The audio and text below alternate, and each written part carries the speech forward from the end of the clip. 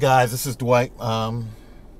Just came back from seeing a client, and we were talking about his business, and he was lamenting the fact that he had a customer come into his business, and he asked his customer where he'd been, and his customer said, well, I've been around, I just forgot you were here. Or that was the gist of the conversation. And so that kind of took my client back a little bit. I mean, he kind of like took a step, because he was like, well, how could somebody forget that I was here?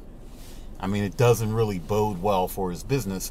I mean, my client's already started to see, part of the reason he brought me in is because he's starting to see some of his sales starting to dip a little bit. So,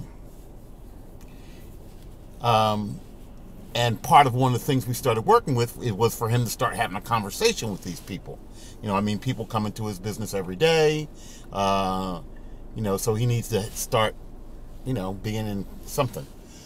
But it really took him aback. And so I asked him what he knew about the guy. And he's like, well, I don't really know much. I know he has a wife and 2 kids, blah. I'm like, okay. What do you know about your other customers?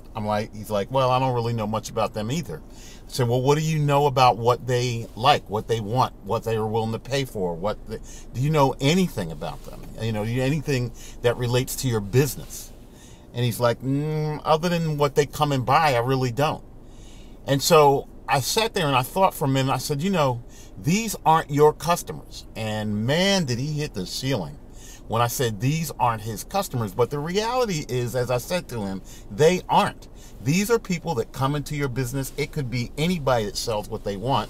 They just come into his business. They buy what he sells. He takes their money and they take their stuff and they're gone. He doesn't know anything. He doesn't have a relationship with them. He doesn't really, they're just people that come into his business. And I thought about it, and that scared him, because the reality is that as people get bombarded more and more with marketing messages and advertisements, it's easy for them to forget who you are if you don't really start to foster some kind of relationship with them.